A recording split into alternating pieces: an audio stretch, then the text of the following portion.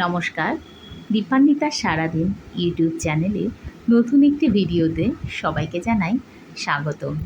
আজ শুক্রবার, সারাদিন কর্মব্যস্ততার পর বাড়িতে ফিরে বিহানকে নিয়ে গুছিয়ে গেছিলাম আমরা নিউ ব্যারাকপুরে রথের মেলাতে। মেলাটা সেই রথ থেকেই চলছে, ছোটোখাটো মেলা, বাট খুব সুন্দর সাজানো গোছানো মেলাটা।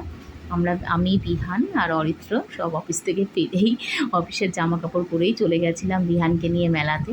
বিহান একটা সূর্যমুখীর বেলুন কিনলো, আর বিহানের জন্য একটা ঘড়ি কেনা হয়েছে।